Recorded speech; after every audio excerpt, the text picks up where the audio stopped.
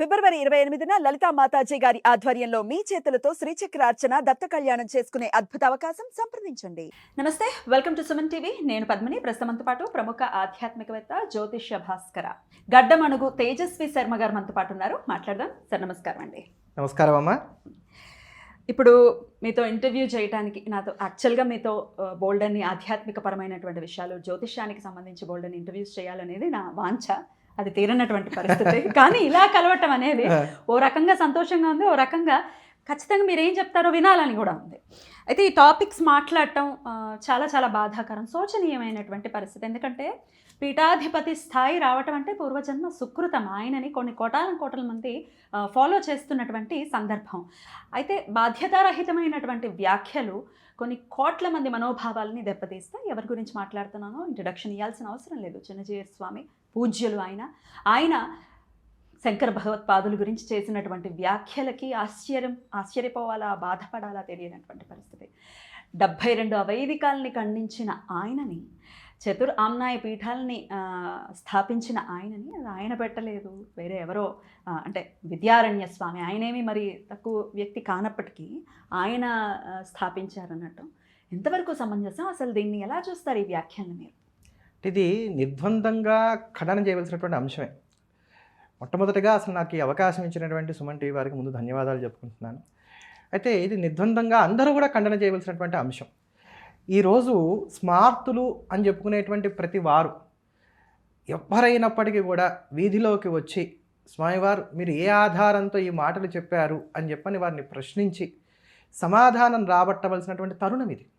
అంటే ఇప్పుడు విమతాల వారిని చూసుకున్నట్లయితే కనుక ఇప్పుడు వారికి మనమే ఒక ఆయుధాన్ని ఇచ్చినటువంటి వారం అయ్యాం. మా చేతుల్లో మాకు ఐక్యత లేదు, మేము ఇలానే కొట్టుకుంటూ ఉంటాం, మాకు ఇది అనాదిగా వస్తున్నటువంటి సంప్రదాయం మనమే చెప్తున్నటువంటి విషయంగా మనకు కనబడుతోంది. ఓ పక్క నల్లట పుస్తకాన్ని చంకన పెట్టుకొని వచ్చి నా మతంలోకి రా అనేటువంటి వాళ్ళు కొంతమంది ఉన్నటువంటి సమయంలో, అంటే మత మార్పిడులు విస్తారంగా జరుగుతున్నటువంటి ఈ సమయంలో, లవ్ జిహాదీ లాంటి వాటితో ఇంట్లో ఉన్నటువంటి ఆడపిల్లలను ఎత్తుకుపోతున్నటువంటి ఈ సమయంలో స్వధర్మాన్ని ఎలా కాపాడుకోవాలని చెప్పని తలమునకలమై మనమందరం ఉండి ఏదో ఇంట్లో చిన్నపాటి సంప్రదాయాలన్నా పాటించుకుంటూ మన పిల్లలకి కాస్త చిన్నపాటి సంప్రదాయాలు నేర్పుకుందాం అనుకునేటువంటి ఈ సందర్భంలో చాలా గురుతరమైనటువంటి బాధ్యత వహించి మాట్లాడవలసినటువంటి వారు, పూజ్యులైనటువంటి వారు, గురు సమానమైనటువంటి స్థానంలో ఉన్నటువంటి వారు చిన్నజీయర్ స్వామి వారు. కానీ వారు దానికి చాలా భిన్నంగా, వ్యతిరేకంగా సమాజంలో స్మార్త వైష్ణవ విద్వేషాలు రెచ్చగొట్టేటువంటి విధంగా రెండు సంప్రదాయాలను విడదీసేటువంటి వ్యాఖ్యలు చేయడం అనేది నిజంగా గర్హించవలసినటువంటి అంశం. ఇది మొదటిసారి కాదేమోనండి. ఇది మొదటిసారి కాదు. అంటే వివాదాస్పద వ్యాఖ్యలు చేయడం అనేది ఆదిగా వారికి వస్తున్నటువంటిదే. కొంతమంది నన్ను అడుగుతున్నటువంటి మాట ఏంటంటే, మీలో మీరు ఇలా మాట్లాడుకుంటూ ఉన్నట్లయితే మనం బయట వారికి ఆయుధంగా మారమా, ఎందుకు వారు ఏదో వ్యాఖ్య చేశారనుకుని ఏదో పెద్దవారు అని చెప్పి వదిలేయచ్చు కదా. ఇది చాలా మంది అడిగేటువంటి మాట కూడా. ఇప్పుడు నన్ను మీరు తిట్టారమ్మా, నేను వదిలేస్తాను, పోలే ఎవరి పాపాన వాళ్ళు పోతారని చెప్పి నేను ఇప్పుడు వదిలేస్తే చూసే వాళ్ళకి ఏమవుతుంది, ఇది నేను అంగీకరించినట్టుగా కనబడుతుంది వాళ్ళకి. ఇంకోటి ఖండన చేయకుండా ఇలా వదిలేస్తే తర్వాత తరాల వారికి ఇది నిజమేమో అని అనిపించవచ్చు. ఇప్పుడు చూడండి, పాత సినిమాలు కనుక మనం చూసుకున్నట్లయితే, ఇప్పుడు లవకుశ సినిమా ఉంది, వాళ్ళు ఆధారం చేసుకుంది ఆనందరామాయణాన్ని. ఆనందరామాయణంలో ఆ చిన్నపాటి ఒక కథ లైన్ ఉంది, దాన్ని తీసుకుని వాళ్ళు డెవలప్ చేసుకున్నారు. కానీ లవకుశ సినిమాలో చూపించినటువంటి ఈ లవకుశలు రామచంద్రమూర్తితో యుద్ధం చేయడం ఏది కూడా వాల్మీకి రామాయణంలో లేవు. దాన్ని ఆ రోజుల్లో ఎవరు ఖండన చేయలే. దాంట్లో ఉన్నటువంటి పద్యాలు, పాటలు అవన్నీ కూడా రామభక్తి పెంపొందించేటువంటి విధంగా ఉన్నాయి కనుక అందరూ కూడా దాన్ని ఆస్వాదించాలి, చక్కగా సాగిపోయింది. ఇప్పుడున్న తరాల పిల్లలకి ఏమవుతుంది, నిజంగానే రాముడితో లవకుశలు యుద్ధం చేశారనుకుంటున్నారు. అందుకని ఇట్లా మనం ఉపేక్ష చేసామనుకోండి, అంటే నేను ఉదాహరణకి చెప్పాను ఇందాక ఆ సినిమా అనేటువంటిది, ఇలా ఉపేక్ష చేసుకుంటూ వెళ్ళిపోతే ఇలా ప్రతిదీ కూడా ఇదే అయిపోతుంది. దానికి తగ్గట్టుగా ఒకసారి కనుక మనం ప్రశ్నించలేదనుకోండి, రెండోసారికి మనమే అవకాశం ఇచ్చినటువంటి వారం అవుతాం. అదే ఇందాక మీరు అడిగింది, ఇది మొదటిసారి కాదేమో అని అన్నారు మీరు. అంటే వారు మొదటి నుంచి కూడా ఏదో ఒక వ్యాఖ్య చేయటం, దాని ద్వారా వారు బాగా హైలైట్ అవ్వడానికి ప్రయత్నం చేయడం, ఇది మరి బహుశా వారి ప్రణాళిక ఏమో అని చెప్పి నేను అనుకుంటున్నాను. ప్రణాళిక అనుకోవచ్చు. ఎందుకంటే ఇప్పుడు సమతామూర్తిని వారు స్థాపన చేశారు.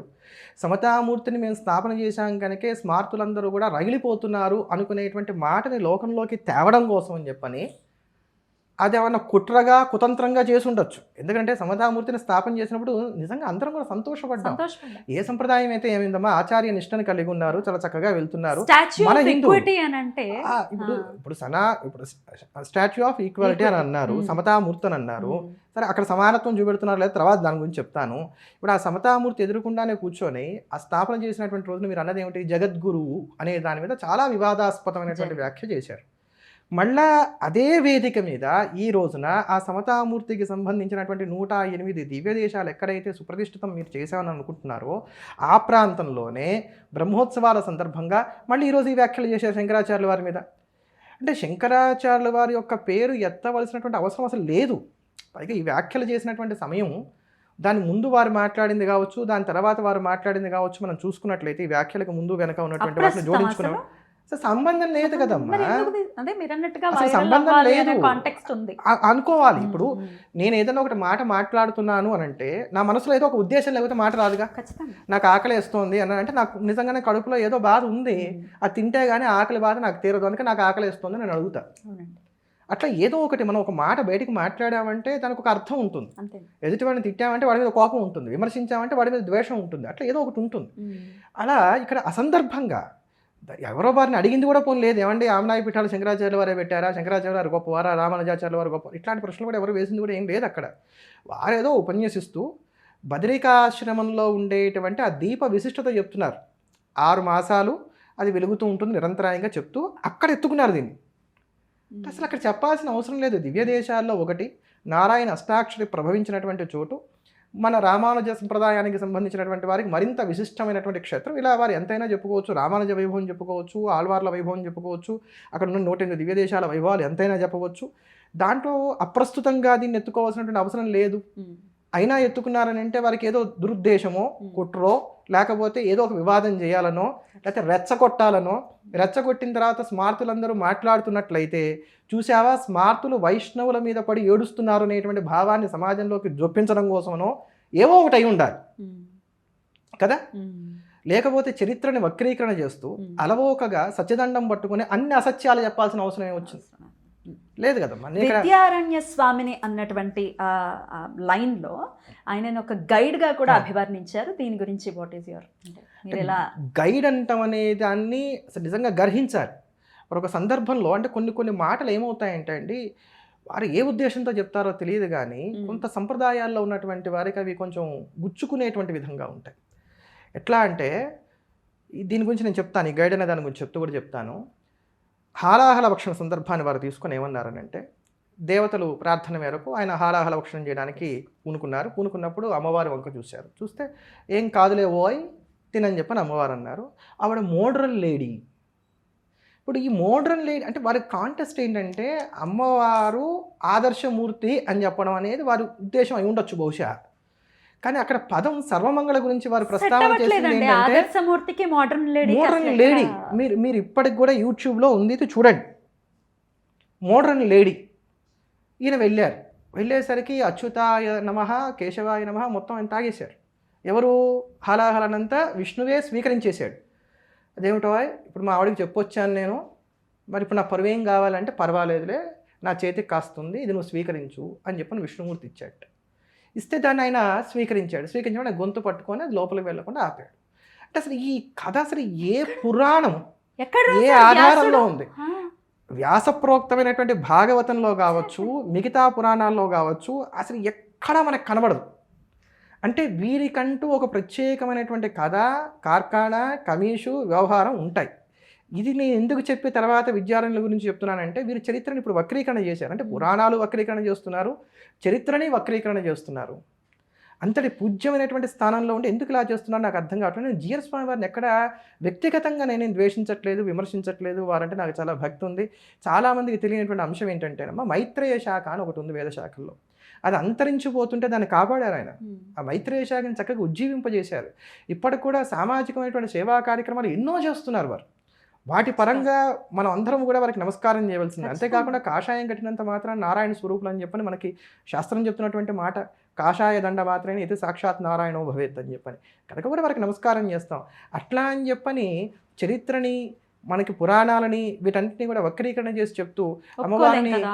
మోడర్న్ లేడీ అనగానే ఇప్పుడు నిత్యం తెల్లవారు లేచి త్రిపుర సుందరుని ఉపాసన చేసేటువంటి మా ఓట్లకి ఏమనిపిస్తుంది ఎంత చివుక్కుమంటుంది మనసు. కదా. వీరు సన్యాసం తీసుకునేటప్పుడు ఎవరైనా సరే సన్యసించేటప్పుడు ఒక ప్రతిజ్ఞ చేస్తారండి. మేము సర్వభూతములకు అభయం ఇస్తున్నాం. అభయవ్రతం ఒకటి ఉంది అక్కడ. సర్వభూతములకు అభయం ఉంటుంది. వారి వల్ల చీమకి కూడా హాని కలగకూడదు. చేసేది మనసు చేత కానీ వాక్కు చేత కానీ ఎవ్వరూ కూడా నొప్పింపబడకూడదు. మరి ఇప్పుడు వారి మాట్లాడిన మాటల వల్ల మరి ఇతర సంప్రదాయాల వారు నొచ్చుకుంటున్నట్టే లెక్క కదా.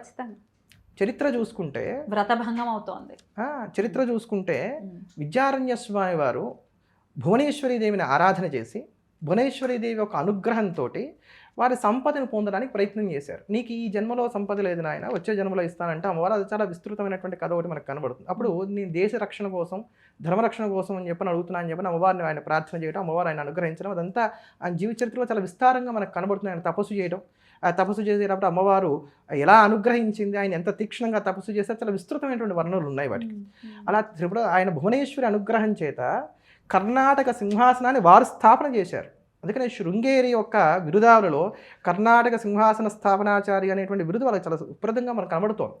ఆ సింహాసనాన్ని వారు స్థాపన చేసి విజయనగరాన్ని స్థాపించిన తర్వాత హరిహరరాయల్ని బుక్కరాయల్ని దానికి అధిపతులుగా నియమిస్తే వారు ఏమన్నారంటే, గురువుగారు మీరు పెట్టినటువంటి రాజ్య విక్షిది మాకు, అందుకోసం అని చెప్పని ఈ రాజచిహ్నాలన్నీ మీరే స్వీకరించండి, మీరే రాజ్యాన్ని చేయండి, మీ కింద మేము ఉండి మీరు చెప్పినట్టుగా రాజ్య పరిపాలన చేస్తామంటే, నాయన సన్యాసి రాజ్య పరిపాలన చేయకూడదు కనుక మీకు అండగా మేము ఉంటాం, మీరు రాజ్య పరిపాలన చేయండి అని చెప్పని వారు చెప్పారు. వారు గురువు గారి మీద ఉన్నటువంటి అభిమానం చేత హరిరాయలు బుక్కరాయలు వీరందరూ కూడా స్వామివారికి ఛత్రచామరాదులు కిరీటాదులు అవన్నీ కూడా సమర్పించారు. మీరు స్వీకరించబోతే మీరు స్వీకరించమన్నారు. అందుకు శిష్యవాత్సల్యం చేత వారు స్వీకరించారు కిరీటాదులన్నీ కూడా. అందుకని ఇప్పటికి కూడా మనం చూసుకుంటే శృంగేరి గురు పరంపరలో ఉన్నటువంటి పీఠారోహణ చేసినటువంటి పీఠాధిపతుల్లో విద్యారణ్యుల వారు 12వ వారు. అదే ఆనాటి నుండి నేటి వరకు కూడా దర్బారు సేవ అనేటువంటిది ఒకటి ప్రత్యేకంగా మనకి దసరా టైంలో మనకు కనబడుతూ వస్తుంది. శరన్నవరాత్రుల్లో ఆనాడు విద్యారణ్యులకి వారు బహుకరించినటువంటి కిరీటాదులు హారాదులు ఛత్రచామరాది లాంఛనాలు ఏవైతే అప్పటి నుంచి అనుచానంగా వారు ధరిస్తూ వస్తున్నారు. నిత్యము సన్యసించినటువంటి వారు అవి ధరించరాదు కనుక, కాంచనానికి దూరంగా ఉండాలి కనుక శిష్యులకి ఇచ్చినటువంటి వరాన్ని దృష్టిలో పెట్టుకున్నటువంటి వారై వారిని అనుగ్రహించడం కోసం అని చెప్పని వారు ఆ సమయంలో అంతవరకే ధరిస్తారు. మీరు గమనిస్తే ఆ శారదా సన్నిధిలో ఉన్నంత వరకే ఉంటుంది, తర్వాత మళ్ళీ తీసేస్తారు వారు. ఎందుకు అనుకుంటాం, ఎందుకు లేదు, దానికి కారణం ఇది. అంతేకాక విద్యారణ్యులు బ్రహ్మీభూతులైన తర్వాత ఇదే హరిరాయలు బుక్కరాయలు శృంగేరి సమీపంలో ఒక అగ్రహారాన్ని ఏర్పాటు చేసి తమ గురుభక్తిని చాటుకుంటూ ఆ అగ్రహారానికి విద్యారణ్యపురం అనేటువంటి పేరు పెట్టారు. అక్కడ ఒక ఆలయాన్ని కూడా వాళ్ళు నిర్మించారు. అంతటి మహాత్ములైనటువంటి వారు విద్యారణ్యులు. వారిని గైడ్ అంటాం అనేది నిజంగా ఎవరూ కూడా హర్షించదగినటువంటి అంశం కాదు. ఇప్పుడు మనం భగవంతుడి గురించి మాట్లాడేటప్పుడు ఎక్కడ కూడా మనం భగవంతుని తక్కువ చేసి మాట్లాడం. మనకి బాగా ప్రేమాస్పదమైనటువంటి వారి గురించి మాట్లాడేటప్పుడు కూడా ఏనాడు కూడా వారి గురించి మనం తక్కువ చేసి మాట్లాడం. ఒకవేళ వారికి సంబంధించి మనకి గిట్టని విషయం ఏదైనా కనబడితే కూడా దాన్ని కప్పిపుచ్చడము, దాన్ని తప్పించేటువంటి ప్రయత్నము మనం లోక సహజంగా చేస్తూ ఉంటాం. అట్లాంటిది వీరు గైడ్ అంటాం అనేది వారి మనసులో ఉన్నటువంటి మాట అది. కానీ లోకంలో ఆ మాట అంటే కష్టం అవుతుంది కదా. వెంటనే దాని తర్వాత ఏమన్నారని అంటే, విద్యారణ్యులు మహాత్ములు వారు వేదభాష్యాన్ని అనుగ్రహించినటువంటి వారు అన్నారు. నిజంగానే వారు వేదభాష్యాన్ని అనుగ్రహించారు. ఆ రోజు వారు శంకర పరంపర గురించి చేసినటువంటి ప్రవచనంలో అదొక్కటే సత్యం వారు చెప్పింది, మిగతావన్నీ అసత్యాలే. మన అమోఘ సత్యవచస్కుడైనటువంటి రామచంద్రమూర్తి మూలం ఉంటూ ఆ రామచంద్రమూర్తిని నిత్యం ఆరాధన చేసేటువంటి వారు అయి ఉండి రామచంద్రమూర్తి సాక్షిగా ఇన్ని అసత్యాలు పలకడం అంటే నిజంగా వారి పూర్వజన్మ ప్రారంభంగానే అది నేను భావన చేస్తాను. మరి దానివల్ల ఏం కలుగుతుంది, ఫలితం ఎలా ఉంటుంది అనేది దైవేచ్ఛ, దానికి మనకు సంబంధం లేదు. అయితే స్వామివారు ఇలా ఎందుకు చేశారు అంటే, బహుశः మమ మాయా దురత్యయ అని చెప్పని పరమాత్మ గీతలో చెప్పినట్టుగా ఆయన మాయ ఎవరికి కూడా దాటరాంది కనుక ఆ మాయా పరవశులు అయ్యే వారు ఎవరు ఇలా వ్యాఖ్య చేసి ఉంటారని అనుకుంటున్నాను. కనుక విద్యారణ్యుల విషయంలో వారు చేసినటువంటి గైడ్ అనేటువంటి పదం ఏదైతే ఉందో, సంబోధన ఏదైతే ఉందో, అది ఎవ్వరైనప్పటికీ కూడా గర్హించవలసిందే ఖచ్చితంగా. ఇక శంకర్ల విషయానికి వస్తే పరమశివుడే ఆయన అంశగా ఖచ్చితంగా భూలోకానికి ఆయన అంశను పంపించారని చెప్పేది శాస్త్రవచనం. ఏదో మనకిష్టం వచ్చిన మాటలు లేకపోతే మనం అభిమానంతో చెప్పేసేటటువంటి మాటలు కాదు.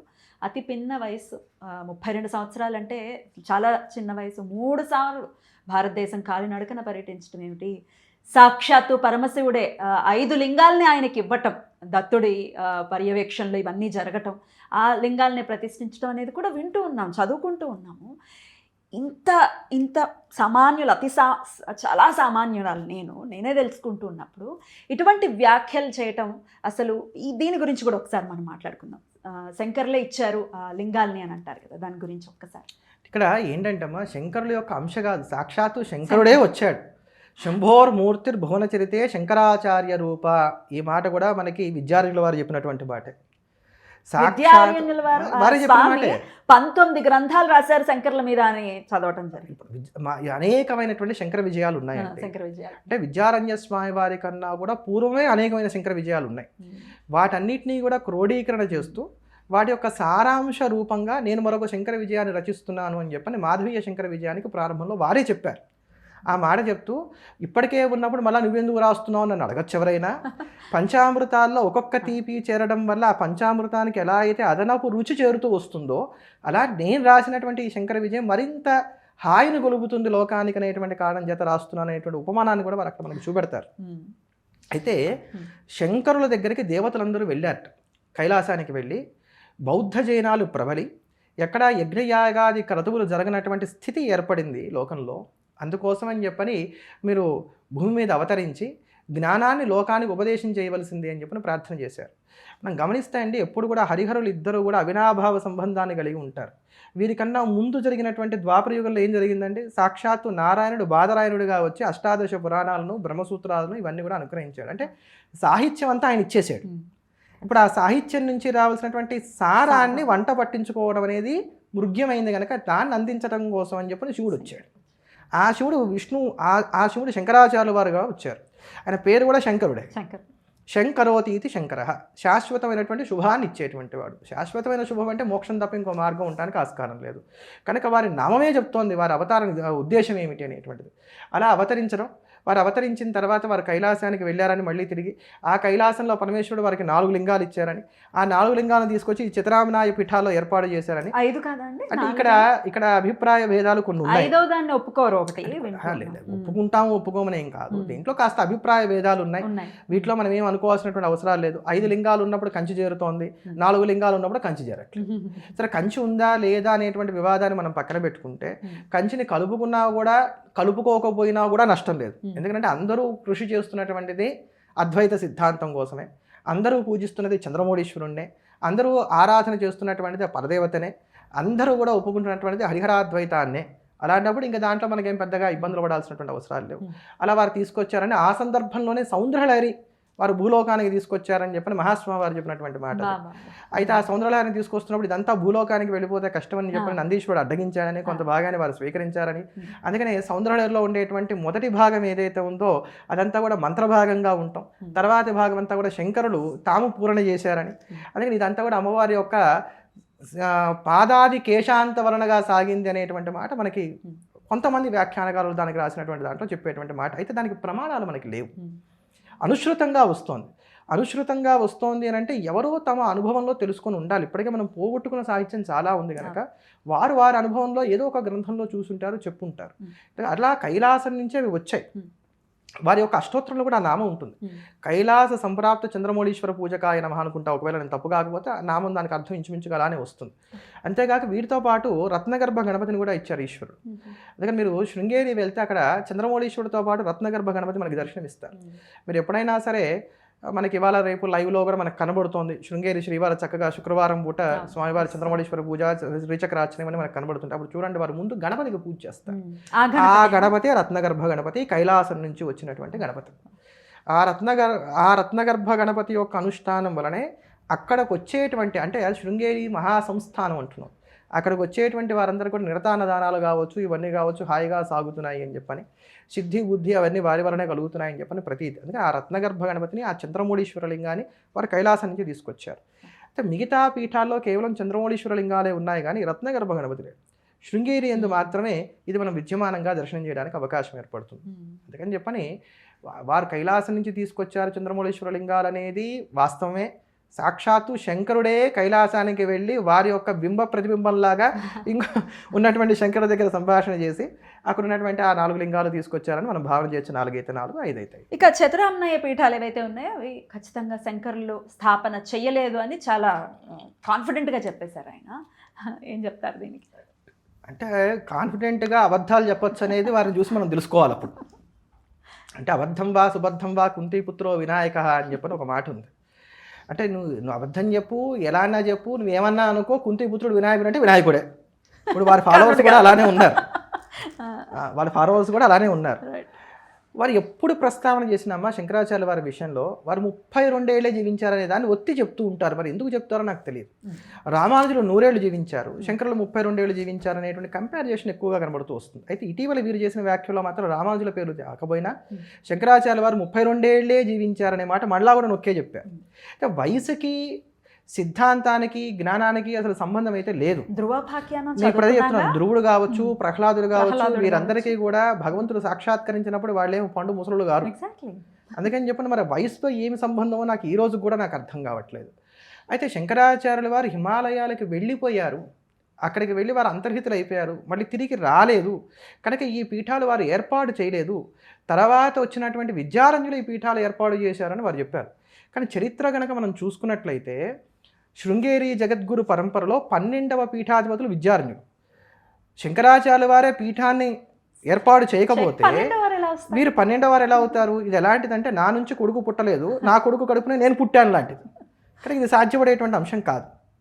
అయితే ఇక్కడ ఈ వ్యాఖ్యల్లోనే వారు ఇంకో మాట ఏం చేశారంటే విద్యారణ్యులు మహాపండితులు, వారు వేదములకు భాష్యమును రచించారు అని చెప్పని వారిని పొగిడారు. అంటే విద్యారణ్యులు మహాత్ములను అంగీకరించారు, అదొకటే వారు చెప్పినటువంటి సత్యం కూడా. ఆ విద్యారణ్యులు రాసినటువంటి మాధవీయ శంకర విజయంలోనే శంకర భగవత్పాదాచార్యుల వారు చతురామ్నాయ పీఠములను ఏర్పాటు చేశారనే దానికి చక్కటి ప్రమాణాలు మనకు కనబడుతున్నాయి. దాంట్లో మనం చూసుకుంటే మాధవీయ శంకర విజయం మొత్తం 16 సర్గలుగా ఉంటుంది.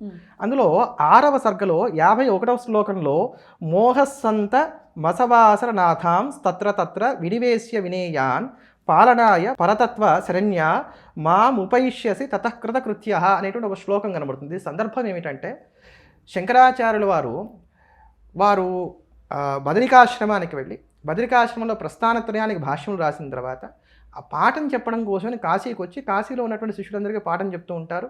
అక్కడికి చండాలుడి యొక్క వేషంలో విశ్వనాథుడు వస్తాడు. ఈ సందర్భం మనందరికీ తెలిసినటువంటిది. ఆ వచ్చినటువంటి వారు విశ్వనాథుడు అని చెప్పని తెలుసుకొని వారికి వీరు నమస్కారం చేయడం అని జరిగినప్పుడు విశ్వనాథుడు చెప్తున్నటువంటి మాటలు ఇవి శంకరాచార్యుల వారిని ఉద్దేశించి, నాయన నీవు పీఠస్థాపనలు చేసి లోకహితం కోసం అని చెప్పని ఈ జైవ బ్రహ్మైక్య జ్ఞానమును అందరికీ అందించు అని చెప్పని వారు చేసినటువంటి బోధ ఇది. అంటే దీన్ని బట్టి శంకరాచార్యుల వారిని పీఠస్థాపన చేయమని చెప్పని సర్వేశ్వరుడే నిర్దేశం చేశాడనేటువంటి మాట మనకి దీన్ని బట్టి అర్థమవుతుంది. దీని తర్వాత మళ్ళీ మనకి ఇంకొక సందర్భం ఎక్కడ కనబడుతుందంటే మళ్ళీ మనం చూసుకున్నట్లయితే 10వ సర్గలో 71వ శ్లోకాన్ని తీసుకుంటే తస్మాద్ అస్మత్ కల్పితేష్వచ్యమానా స్థానేషు త్వం శరధాఖ్యా దిశంతి ఇష్టాన్ దృశ్యస్య శృంగాదికేషు క్షేత్రేష్వస్వ ప్రాప్త సత్సన్నిధాన అనేటువంటి ఒక శ్లోకం మనకు కనబడుతోంది. ఇది ఎక్కడిది అంటే శారదాదేవిని వారు ప్రార్థన చేస్తున్నటువంటి సందర్భం. మండనమిశ్రుడి యొక్క భార్య ఉభయభారతీదేవి, ఆవిడ సాక్షాత్తు సరస్వతీదేవి శాపవశాన భూలోకాన్ని అవతరించింది అని చెప్పని ఆ వృత్తాంతం అంతా కూడా ఇక్కడ ఈ 10వ సర్గలో చాలా విస్తారంగా మనకు కనబడుతుంది. మండనమిశ్రుడి వాదనలో ఓడిపోయిన తర్వాత ఆవిడ తన అవతార పరిసమాప్తి చేసి స్వస్థానానికి వెళ్తున్నప్పుడు వారు అమ్మవారిని ప్రార్థన చేస్తున్నటువంటి అంశం, నేను భవిష్యత్తులో శృంగేరి మొదలైనటువంటి క్షేత్రాల్లో స్థాపన చేయబోయేటువంటి పీఠాలలో నువ్వు విద్యమానంగా ఉండి అందరినీ అనుగ్రహించాలి. దానికి ఆ తల్లి తదేతి తదాస్తు అని పలికి అంతర్హితురాలైంది. అంటే దీన్ని బట్టి కూడా వారికి ప్రణాళిక ఒకటి ఉంది. శివుడి యొక్క ఆజ్ఞ కలిగింది, తర్వాత వారు శారదాంబను ఆశ్రయించారు, శారదాంబ దానికి తదాస్తు అని చెప్పని అనుగ్రహ వాక్యాలు పలికింది.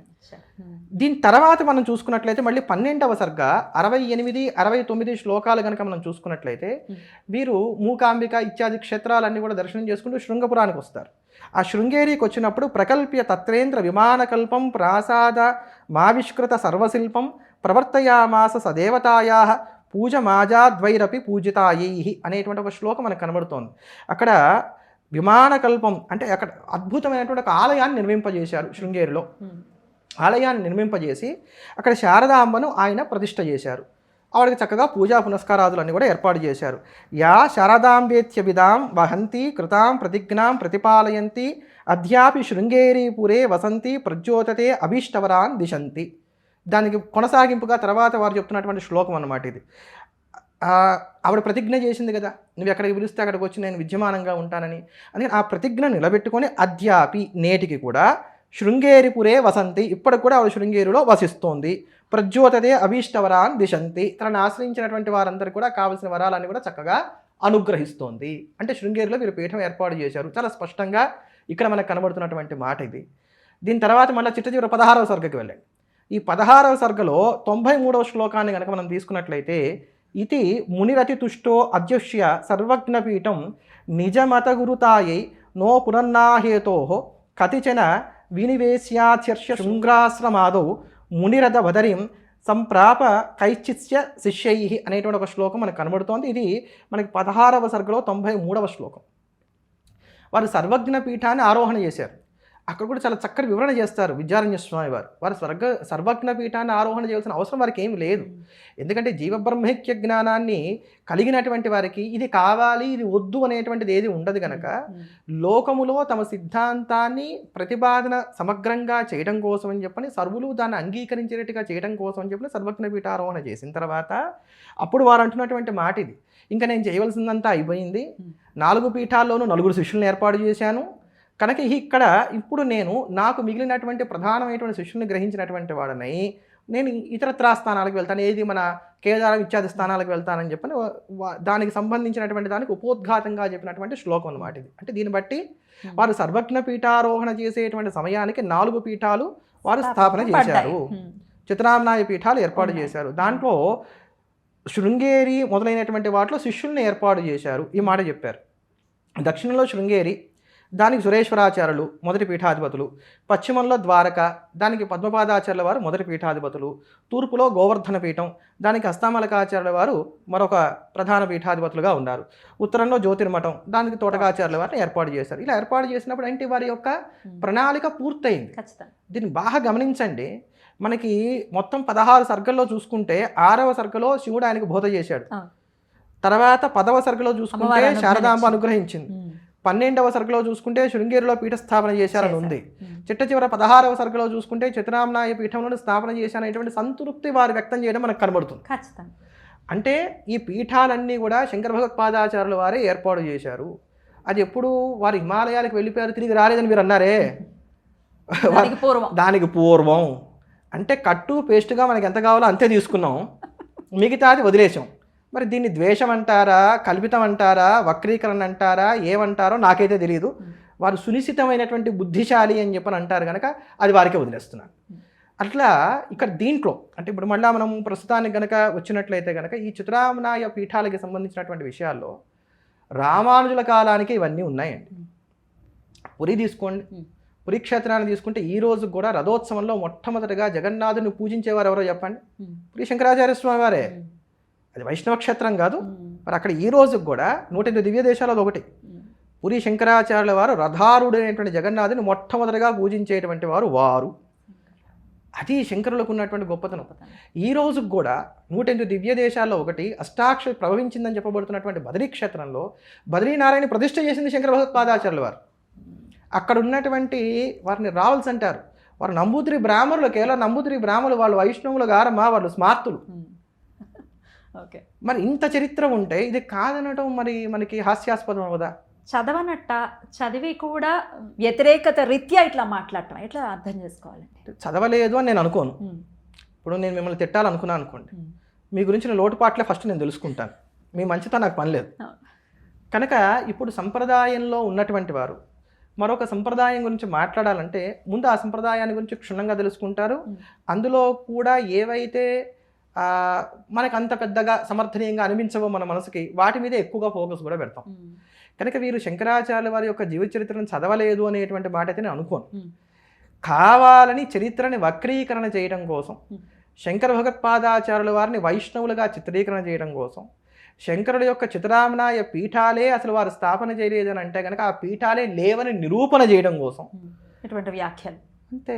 అసలు అది కుట్ర కావచ్చు, కుతంత్రం కావచ్చు, వారి మనసులో ఉన్నటువంటి శివద్వేషం అనేటువంటి కుళ్ళు బయటకు మాటల రూపంలో వచ్చినటువంటి అది దాన్ని ఏమంటారు దుర్వాసనగా మనం భావన చేయొచ్చు. మాటల దుర్వాసన రూపంలో వచ్చినట్టుగా కూడా మనం భావన చేయవచ్చు.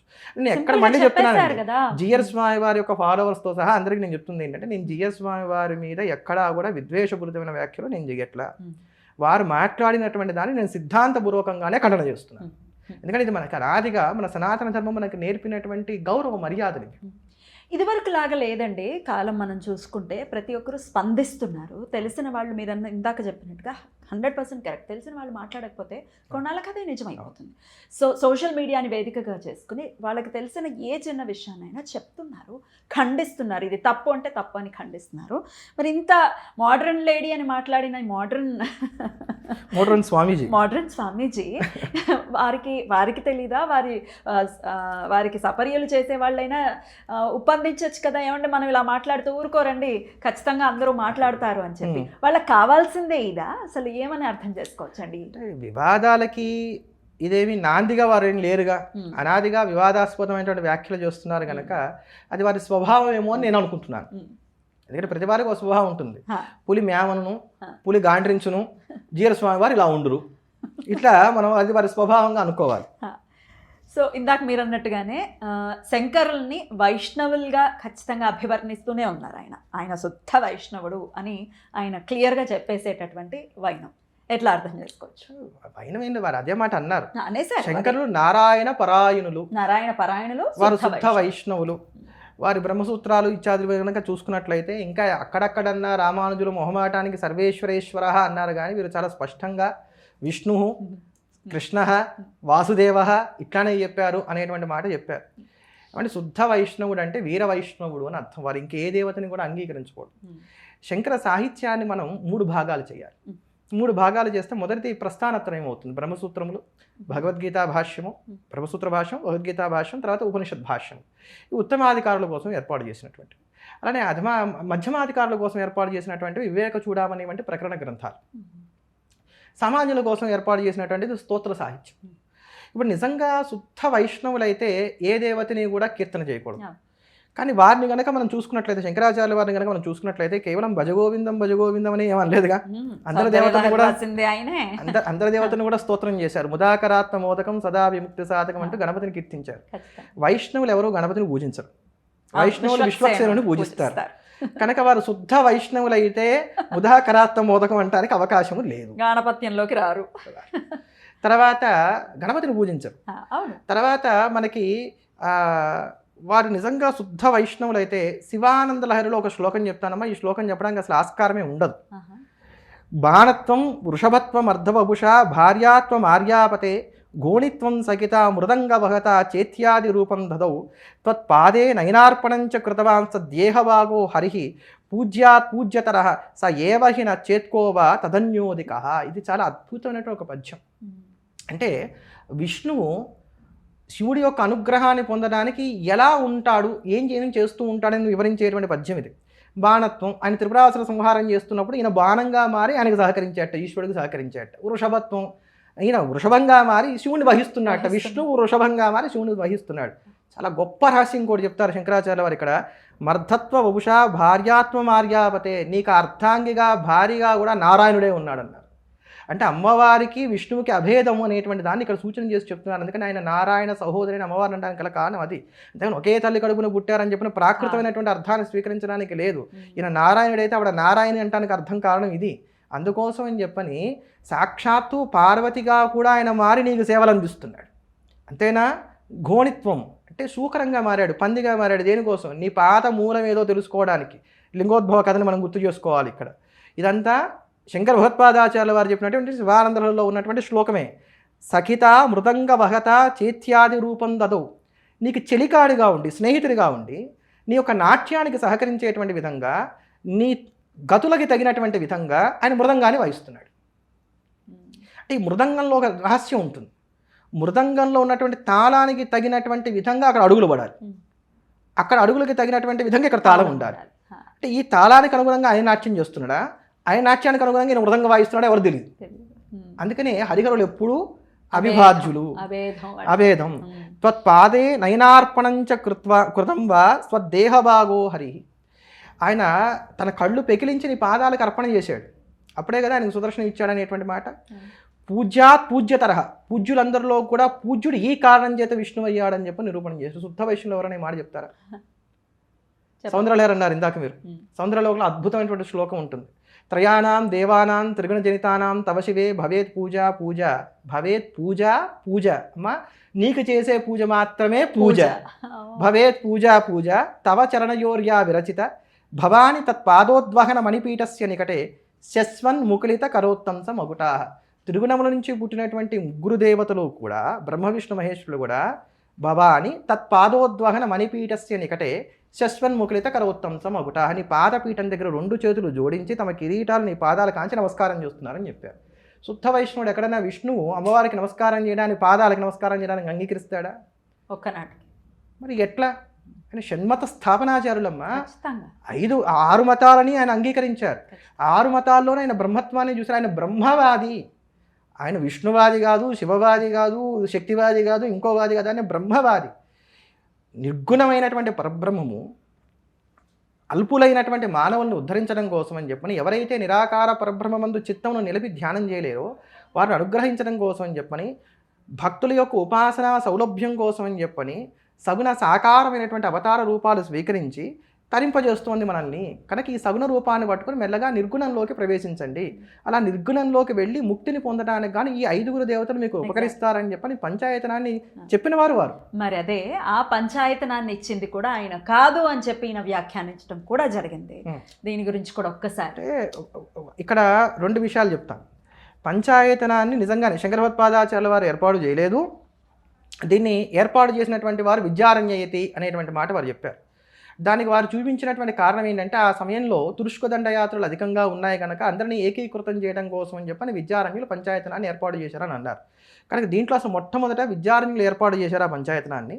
శంకర భగవత్పాదులు ఏర్పాటు చేశారని అంటే ఇదే వైష్ణవంలో ఉన్న వాళ్ళని ఎవరిని పిలిచి అడిగినా కూడా చెప్తారు శంకరులే ఏర్పాటు చేశారని. కనుక కానీ మళ్ళీ మనకి గ్రంథ ప్రమాణం ఒకటి కావాలి, మనం వేగ్గా మాట్లాడకూడదు. కనుక ఈ గ్రంథ ప్రమాణం తీసుకుంటే మళ్ళీ అదే మాధవీయ శంకర విజయాన్ని కనుక మనం ఆశ్రయిస్తే అనేకమైనటువంటి అవైదిక మతాన్ని వారు ఖండన చేస్తూ వారు అనంతసేన క్షేత్రానికి వెళ్ళారు. అంటే అనంత పద్మనాభ స్వామి వారి యొక్క క్షేత్రానికి వెళ్ళినప్పుడు అక్కడ భక్త భాగవతాశ్చైవ వైష్ణవా పాంచరాత్రిణ వైకానసాహ కర్మహీన షడ్విధ వైష్ణవా మత 6 విధాలైన వైష్ణవులు వారి దగ్గరకు వచ్చారు. ఎవరు వాళ్ళు? భక్తులు. ఆయన భగవంతుడు, మేము భక్తులం, మాకు ఇంకేం అక్కర్లేదు అనుకునేటువంటి వారు. భాగవతులు, వైష్ణవులు, పాంచరాత్రులు, వైకానసులు, కర్మహీనులు అనేవారు వచ్చారు. వారితో ఒక్కొక్కరితోనూ ఆయన వాదన చేసి వారందరినీ ఓడిస్తారు. దాంట్లో మొట్టమొదటి భక్తుడితో వాదన చేసి అతనికి ఈ సత్యాన్ని చెప్పేటువంటి క్రమంలో మనకు ఒక మాట కనబడుతుంది. ఇది 5వ సర్గ, మనకి మాధవీయ శంకర విజయంలో ఉన్నటువంటి 5వ సర్గలో ఉన్నటువంటి 112వ శ్లోకం. బ్రాహ్మణాచార దేవాస్యు ఈశ్వరో విష్ణుర్ దినేశ్వర ఉమాగణపతిశ్చైవ తేషాం పూజనపరా నరాహ. ఓ బ్రాహ్మణుడా, నువ్వు ఎప్పుడు కూడా ఈశ్వరుణ్ణి, విష్ణువుని, దినేశ్వరుడు అంటే సూర్యుడిని, ఉమాదేవిని, గణపతిని, వీరిని తేషాం పూజన పరాహ, వీరిని ఎప్పుడు కూడా పూజించని చెప్పారు. ఇది పంచాయతనం కాదమ్మా? పంచాయతనమే. తర్వాత అతను చేసినటువంటి ఉపదేశాలన్నిటి వలన కూడా అతను దీన్ని అంగీకరించాడు. అంగీకరించి తేన భగ్నే లింగదేహ ముక్తిర్భవతి నాణ్యద ఇత్యాదిష్ణో విష్ణు శర్మ దండవత్ ప్రణిపత్యతాం. ఆ మాట్లాడినటువంటి వాడి పేరు విష్ణు శర్మ. ఆయన వీరికి సాష్టాంగ నమస్కారం చేశాడు. సగణ కారయామాస నిత్యం కర్మ గురుస్మరన్ స్మార్తాచార పరిశ్రాంత పంచపూజ విశారద. నాటి నుండి అతను శుద్ధమైనటువంటి స్మార్తుడిగా మారినటువంటి వాడే పంచపూజ విశారద, పంచాయతనాన్ని చక్కగా అర్చించినటువంటి వాడు అయ్యాడు. ఆ భక్తుల తర్వాత వచ్చినటువంటి భాగవతులు, పాంచరాత్రులు ఇట్లాంటి వారందరినీ ఖండన చేసేటువంటి సందర్భంలో కూడా ఇదే దాంట్లో అనేక మార్లు పంచాయతన ప్రస్తావన వస్తుంది. అంతేగాక ఇక్కడ దీంట్లో నేను ఇంకా వివరించి మీకు శ్లోకాలు చెప్పట్లేదు. కావాలనుకున్నటువంటి వారు ఎవరైనా జిజ్ఞాస ఉన్నటువంటి వారు చక్కగా మాధవీయ శంకర విజయం 5వ సర్గ తీసుకుంటే కనుక వారు వైష్ణవాన్ని ఎలా ఖండన చేశారో మనకి ఇందులో కనబడుతుంది. శుద్ధ వైష్ణవులు అన్నారు కానీ తప్త శంఖ చక్రాంకితాలు వేయించుకుని నేను హరిని అనుకోవడం ఎట్లాంటిదనంటే, మనసులో కూర్చొని నా రాజ్యానికి నేను రాజుని, నా రాజ్యానికి నేను రాజుని అని చెప్పిన ఒక సామాన్యుడు అనుకోవడం అనేటువంటి ఉపమానాన్ని కూడా ఇక్కడ చూపించారు వారు. ఇది మాధవీయ శంకర విజయంలో చాలా స్పష్టంగా ఉంది. అంతేగాక పురాణేషు బృహన్నారదీయాదిషు నిషేధనం దృశ్యంతే తప్త శంకాదే ధారణస్య ప్రయత్నత. బృహన్నారద్యాది పురాణాల్లో ఈ తప్త శంఖ చక్రాంకి ధారణ అంటే వేడి చేసినటువంటి ఈ శంఖ చక్రాలను చక్కగా భుజాల మీద గుద్దించుకోవడం అనేది లేదు నాయన అని చెప్పని వారే చెప్పారు.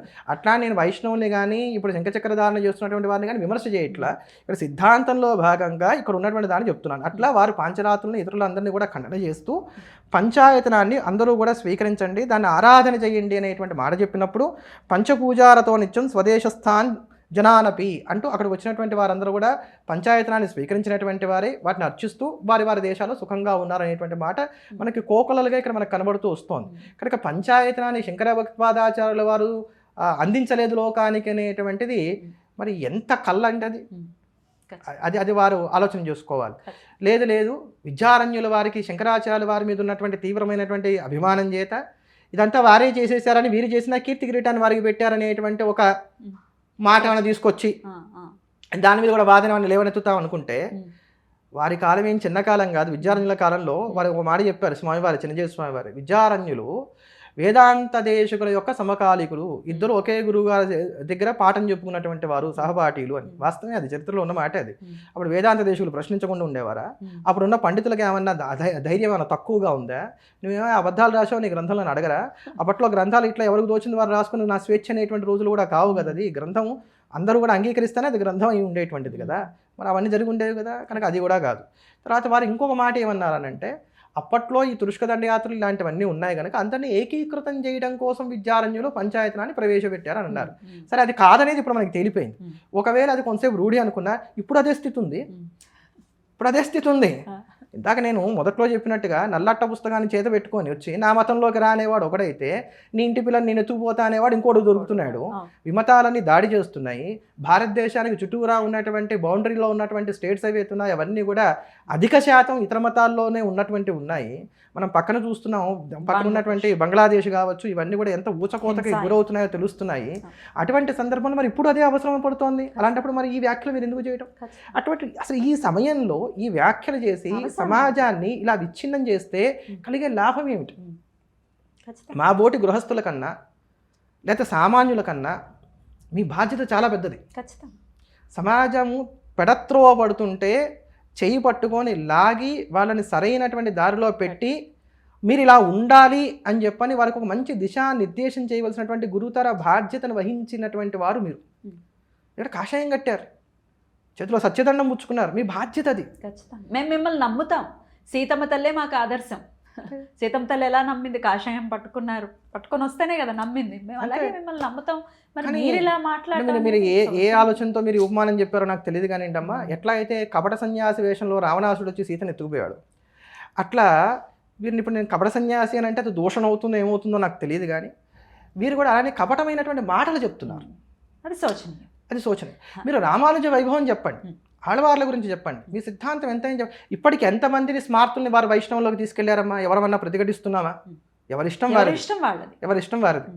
కానీ ఇట్లా చరిత్రని వక్రీకరణ చేస్తూ సమాజంలో విద్వేషాలు రెచ్చగొట్టేటువంటి వ్యాఖ్యలు చేయడం అనేది మాత్రం ఎవరైనా సరే ఖండన చేయవలసినటువంటి. వారు చెప్పిన దాఖలాలు ఉన్నాయో లేదో నాకు తెలియదు కానీ రామానుజాచార్యుల వారు మరి ఇటువంటి పీఠాలను ఏమైనా స్థాపన చేశారా? మీకేమైనా వాటికి సంబంధించిన అవగాహన? ప్రశ్న వేశారు. అసలు వారు ఆ పీఠాల గురించి చెప్పుకుంటే అయిపోతుంది కదా.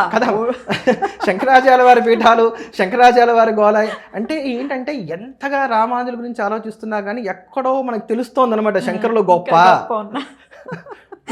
అందుకని భయంగా అంటే సామాన్యులకు అర్థం అవడం కోసం చెప్తున్నాను నేను. ఈ పదాలు వాడకూడదు కానీ మనకి సినిమాల్లో ఒక డైలాగ్ ఉంటుంది, కంటెంట్ ఉన్నటువంటి వాడికి కటౌట్ అవసరం లేదు. అట్లా ఇది మనకి అవసరం లేకుండానే వస్తున్నటువంటి మాటలు ఇవన్నీ కూడా. రామానుజాచార్యుల వారు 74 సింహాసనాలు ఏర్పాటు చేశారు అని చెప్పని వారి జీవచరిత్ర చెప్తుంది. ఏంటండి 74. శంకర భగవత్పాదాచార్యుల వారు ఏర్పాటు చేసింది భారతదేశానికి 4 చెరువుల 4 పీఠములు. కానీ ఇవి ఈ రోజుకి సుస్థిరంగా ఉన్నాయి, దేదీప్యమానంగా ఉన్నాయి. వాటి చేత ఆస్తిక సమాజం సురక్షితంగా ఉంది. ఈ రోజుకి కూడా వారు చెప్పేటువంటి మాటను అందరూ కూడా శాసనంగా స్వీకరిస్తున్నారు. వాటి గౌరవం అప్రతితంగా సాగుతోంది. కానీ రామానుజాచార్యుల వారు ఏర్పాటు చేసినటువంటి 74 సింహాసనాలు ఎక్కడున్నాయనేది చాలా మందికి అసలు తెలియని కూడా తెలియదు.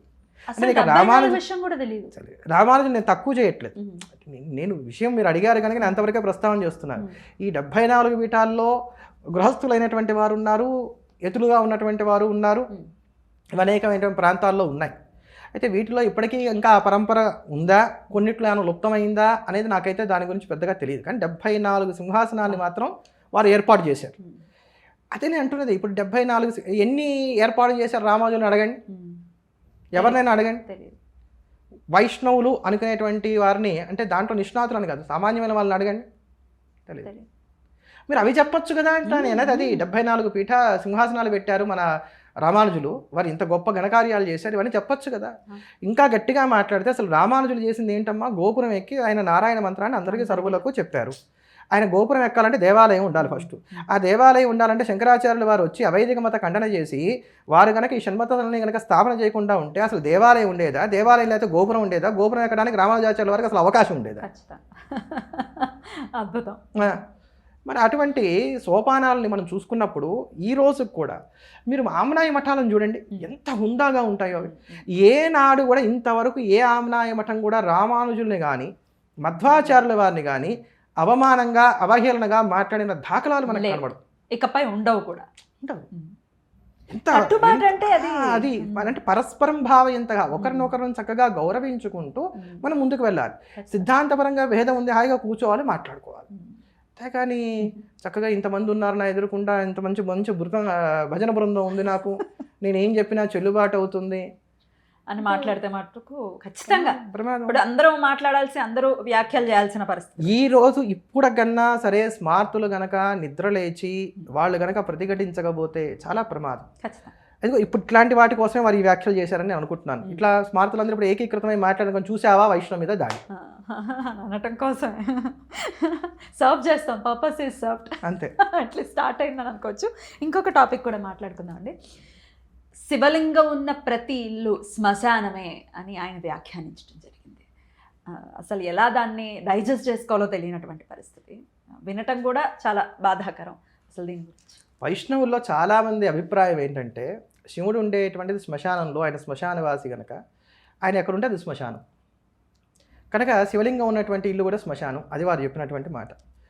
దానికి తర్వాత సోషల్ మీడియాలో చాలా గందరగోళం అయింది ఆ వ్యాఖ్యల మీద. దాంట్లో వారి అనునాయులు కొంతమంది ఏం చేశారంటే భారతంలో పార్వతీదేవికి పరమేశ్వరుడు శ్మశానంలో ఎందుకు ఉంటాడు ఇట్లాంటివన్నీ కూడా ప్రమాణాలు చూపెడుతూ, చూసావా ఈశ్వరుడే చెప్పాడు నేను శ్మశానంలో ఉంటారని, కనుక మా జీరస్వామి వారు చెప్పింది కరెక్ట్ అన్నారు. కానీ ఈ మాట చెప్తున్న వాళ్ళు ఇంకో మాట మర్చిపోతున్నారు. కైలాసవాసి విభు, ఆయన కైలాసంలో ఉంటున్నాడు. దేవతలందరూ కలిసి హాలాహలానికి సంబంధించి వారు బాధపడుతున్నప్పుడు, వాళ్ళు వెళ్ళి మొరమెట్టుకున్నప్పుడు ఈశ్వరుడు ఉన్నది వల్లకాట్లో కాదు, కైలాసంలోనే ఉన్నాడు. కుయ్యో మొర్రో అంటూ చక్కటి పద్యం కూడా అక్కడ మనకి చెప్తారు. అక్కడ పోతన భాగవతంలో చాలా అద్భుతమైన పద్యాలు కూడా చెప్తారు. ఇప్పుడు వారందరూ వెళ్ళిన దగ్గరికి కైలాసానికే వెళ్ళారు. ఈశ్వరుడు కైలాసంలో ఉంటాడనేది అందరికీ తెలిసినటువంటి విషయం.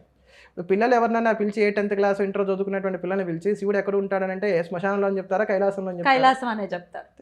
అంటే సర్వవ్యాపి అయినటువంటి ఆ పరమాత్మ ఉగ్రమైనటువంటి సంకులమైనటువంటి భూతములను శిక్షించి మనం రక్షించడం కోసం అని చెప్పిన ఒక రూపంలో రుద్ర రూపంలో శ్మశానంలో ఉన్నటువంటి విధంగానే సర్వమంగళ విగ్రహమైనటువంటి స్వరూపంతో ఆయన కైలాసంలో విద్యమానమై పార్వతీదేవితో కలిసి అప్సరోగణములు నాట్యం చేస్తూ ఉంటే, గంధర్వులు చక్కగా పాటలు పాడుతూ ఉంటే, తన సకుడైనటువంటి కుబేరుడితో కలిసి నంది భృంగి రిటి ఇట్లాంటి వారందరూ సేవిస్తూ ఉండగా బ్రహ్మాదుల చేత వంజుడే అక్కడ ప్రకాశమానంగా ఉన్నాడు.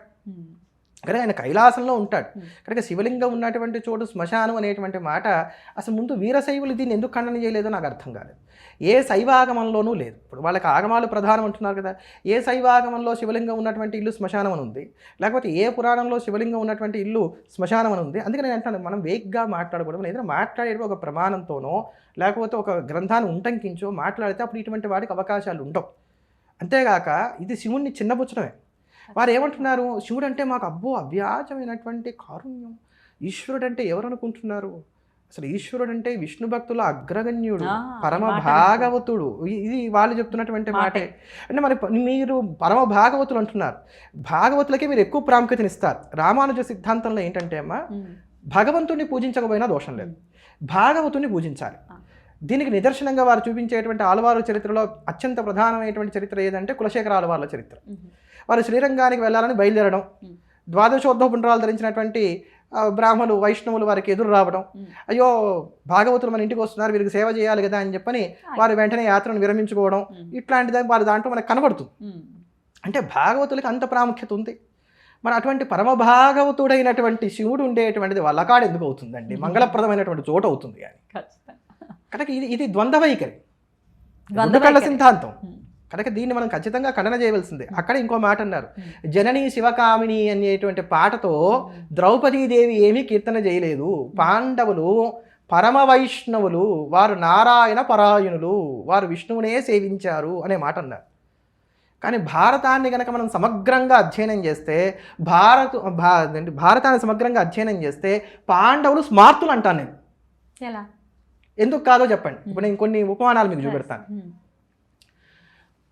పాండవులు తమ జూదంలో రాజ్యాన్ని కోల్పోయారు, వనవాసానికి వచ్చారు. జోముడి దగ్గరికి యుధిష్ఠుడు వెళ్ళాడు, నన్ను నమ్ముకొని ఇంతమంది వచ్చారు వనాలకి, వీళ్ళందరికీ నేను తిండి పెట్టాలి రాజుని. రాజు అంటే అప్పటికి రాజ్యం లేకపోయినా రాజే, వీళ్ళందరికీ తిండి పెట్టాలి. మరి ఎట్లా అంటే జోముడు ఏమన్నాడు, సూర్యోపాసన చేయన్నాడు. సూర్యుని ఉపాసన చేశాడు. పంచాయతీలో ఒక దేవత వచ్చింది, ఆయన చక్కగా అక్షయ పాత్రను పుచ్చుకున్నాడు. తర్వాత వనవాసం పూర్తయింది, అజ్ఞాతవాసానికి వెళ్ళాలి. విరాట నగరంలో ప్రవేశించడానికి ముందు అత్యద్భుతమైన దుర్గా స్తోత్రం చేశాడు ఆయన. సప్తశతి కాదమ్మా, దుర్గా స్తోత్రం ఒకటి చేశాడు. ఆ దుర్గా స్తోత్రం చాలా విస్తారంగా ఉంటుంది, ఎంతో విస్తారమైనటువంటి శ్లోకాలు చాలా గొప్పగా నృతి చేస్తాడు ఆయన. యుధిష్ఠుడు చేస్తాడు. భారతంలో మనకి 2 దుర్గా స్తోత్రాలు కనబడతాయి, అందులో ఇదొక స్తోత్రం. దానికి అమ్మవారు అనుగ్రహించి రక్షిస్తానని చెప్పిన మాటిస్తుంది, శక్తి వచ్చేసింది, అమ్మవారు వచ్చి పంచాయతనంలో అయిపోయింది. అయితే దీనికి మధ్యలో కృష్ణుడి యొక్క సూచన మేరకు మనకు అర్జునుడు పాశుపతం కోసం అని చెప్పిన తపస్సు చేసి శివపార్వతి సందర్శనాన్ని పొందాడు, పాశుపతాన్ని పొందాడు. ఈశ్వరుడు వచ్చాడు. తర్వాత యుద్ధం ప్రారంభం కావాలి, భగవద్గీత హడావిడి అంతా అయిపోయింది. అయిపోయిన తర్వాత కృష్ణుడు ఉండనే ఉన్నాడు, నారాయణుడు వచ్చేసాడు. ఈ కృష్ణుడు అర్జునుడికి ఒక మాట చెప్పాడు, యుద్ధంలో విజయం కోసం దుర్గని ప్రార్థన చేయన్నాడు. వెంటనే అర్జునుడు అప్పుడు మళ్ళీ ఇంకో దుర్గా స్తోత్రం చేశాడు. 2 దుర్గా స్తోత్రాలు ఉన్నాయి మనకి భారతంలో. ఈ 2వ దుర్గా స్తోత్రం చాలా ప్రసిద్ధమైనటువంటిది. అర్జునకృత దుర్గాస్తవం, ధనంజయకృత దుర్గాస్తవం అంటాం. ఇది చాలా అద్భుతమైనటువంటిది. 13 శ్లోకాలు ఉంటాయి. ఇది సప్తశతితో సమానమైనటువంటి స్తవం. దీన్ని విశేషంగా మంత్రంగా ఉపాసన చేసేటువంటి వారు కూడా ఉన్నారు. ఎలా మొదలవుతుందండి? నమస్తే సిద్ధసేనాని ఆర్యే మందరవాసిని కుమారి కాళి కపాలి కపిలే కృష్ణవింగళి అని ప్రారంభమవుతుంది. మొదటి శ్లోకం ఇది. ఇప్పటికీ కూడా ఉంటుంది. భీష్మ పర్వంలో మొదట్లోనే మనకు కనబడుతుంది. చాలా పవర్ఫుల్ భారతంలోనే ఉంది. కనుక ఇప్పుడు విష్ణువు అయిపోయాడు, శివుడు అయిపోయాడు, అమ్మవారు అయిపోయాడు, తర్వాత మనకి సూర్యనారాయణమూర్తి వచ్చేసాడు. అంతేగాక శివారాధన వీళ్ళు చేశారంటే దాఖలాలు మనకి చాలా కనబడతాయి. యుద్ధ సమయంలో సాయంత్రం వేళ పార్థుడు వెళ్ళి చక్కగా శివలింగార్చన చేసుకుంటూ ఉన్నట్టు ఆయనకు ఒక కళ వస్తుంది. అది కళ కాదని చెప్పిన తర్వాత కృష్ణ పరమాత్మ చెప్పడం, నీ సూక్ష్మ శరీరాన్ని ఆయన తీసుకుని కైలాసానికి వెళ్ళడం, అక్కడ శివదర్శనం చేయడం, ఇవన్నీ అయిన తర్వాత యుద్ధం అంతా అయిపోయింది. ఈ పాపం యుధిష్ఠుడు బాధపడుతున్నాడు, నా వల్ల ఇంత పాతకం జరిగింది, ఇది పోవాలి ఇవన్నీ అని అనుకుంటున్నాడు. వ్యాస భగవానుడు వచ్చాడు, ఆయన ఇది పాతకం కాదని చెప్పాడు. అంతా అయింది. అయితే నీ చిత్తశాంతి కోసం ఒక పని చేయి, అశ్వమేధం చేయన్నాడు. కోశాగారం కాడి ఏముందని అక్కడ మొత్తం అంతా అయిపోయింది, యుద్ధం అయిపోయేదానికి. మరి ఎట్లా డబ్బు ఎక్కడి నుంచి వస్తుంది? అపరిమితమైన సంపద కావాలి కదా. హిమాలయాలో పలానా చోటు ఉంది, వెళ్ళి తెచ్చుకోని చెప్పాడు. అది తెచ్చుకోవాలంటే దానికి గుషకులు కాపలాగా ఉంటారు, అది దానికి శివానుగ్రహం కావాలి. అంటే అప్పుడు భీముడు అంటాడు, మనం నిత్యం శివ పూజ చేస్తున్నాం కదా, శివుడు మనం త్వరగా అనుగ్రహిస్తున్నాడు అన్నాడు. అంటే అప్పుడు వీళ్ళు ఏం చేశారు? శివ పూజ. కనుక వీళ్ళు శుద్ధ వైష్ణవులు అంటానికి లేదు. ఇంకా విచిత్రమైనటువంటి విషయం ఏంటంటే ఈ జననీ శివకామిని అనే పాట రాసిన కూడా వైష్ణవుడు. శుద్ధ వైష్ణవులు అయితే ఇలా ఉంటారన్నమాట. అంతే కదండి, అభేదంగా ఉంటారు. వైష్ణవులలో వాళ్ళు ఏమని సంబోధించుకుంటారు చెప్పండి? అడియేన్ రామానుజ దాసన్ లేదా అడియేన్. చివరిలో కూడా రామానుజ దాస, ఏదో దాస శబ్దాన్ని పెట్టుకుంటారు. దాస శబ్ద ఎందుకు పెట్టుకుంటారు చెప్పండి? అహంకారం తలెత్తకుండా ఉండటానికి, ఎప్పటికీ వినయంగా వినమ్రంగా ఉండటానికి అది సంకేతం. బ్రాహ్మణులకి చాలామంది అనుకుంటారు, మీరు చివరిలో శర్మ పెట్టుకున్నారని అంటారు. శర్మ అంటే ఏమిటి చెప్పండి? శాశ్వతమైనటువంటి సుఖం. శర్మదా, అమ్మవారి సహస్రనామంలో ఒక నామం అది, శర్మదా. ఈ శాశ్వతమైనటువంటి సుఖం ఏమిటి? మోక్షమే. కనుక నువ్వు అనుభవించవలసినటువంటి జీవితం, నీకు కలిగినటువంటి ఈ జన్మ ఏదైతే ఉందో అది నువ్వు శిష్ణోదర పరాయణత్వాన్ని కలిగి ఉండటానికి కాదు, తపస్సు చేసి మోక్షాన్ని పొందడానికి అని చెప్పని అగ్రవర్ణంలో నువ్వు జన్మించావు, జాగ్రత్త అని చేసేటువంటి హెచ్చరిక శర్మ అనేటువంటిది. అంతేగా అవి అట్లా ఆ శబ్దాన్ని, ఆ సంబోధనని మనం జాగ్రత్తగా పట్టుకోవాలి. కానీ శుద్ధ వైష్ణవంలో నైత్యానుసంధానం అనేది ఒకటి ఉంటుంది. దేవుడు గొప్ప, నేను చాలా అల్పుణ్ణి, లేదా నువ్వు చాలా గొప్పవాడివి, నేను చాలా అల్పుణ్ణి, నా వల్ల ఎవరు కూడా ప్రమాదవశాత్తు కూడా కలత చెందకూడదు అనేది వాళ్ళలో ఉండేటువంటి చాలా అద్భుతమైనటువంటి అంశం. కానీ ఇప్పుడు అవన్నీ కూడా కలరాచింది ఎవరు? లుప్తం అవుతున్నాయి కదా. ఇప్పుడు అసలు ఇవన్నీ కలరాచింది ఎవరు? ఆహా, ఇవన్నీ కూడా లోకానికి వారి ఫాలోవర్స్కి చెప్పవలసిన వారే ఇలా చేస్తున్నారు. ఆహా, అలా చేస్తున్నారు. దాస అన్న మాట వచ్చింది కాబట్టి అడుగుతున్నటువంటి ప్రశ్న అండి. వైష్ణవుల్లో ప్రధానంగా ఉండేది కృష్ణ పరమాత్మకి లేకపోతే విష్ణువుకి దాసుడుగానే ఉండిపోతారు తప్ప ఆయనలో ఐక్యమయ్యే పరిస్థితి ఉండదు అని అంటారు. శైవంలో చూస్తే ఖచ్చితంగా స్వామివారిలో అంటే ఐక్యం అక్కడ వారికి ఏంటంటే ఇక్కడ మీకు సమానత్వం ముందు మీరు ఆయన సమతామూర్తి అన్నారు కదా, అసలు సమానత్వం అనేది అసలు వైష్ణవంలో ఉందో లేదో కూడా మనం ఒక మాట చెప్పుకుని దీన్ని కూడా నేను సమానం చెప్తాను. తెంగళై వడగలై అందులో 2 సంప్రదాయాలు ఉన్నాయి.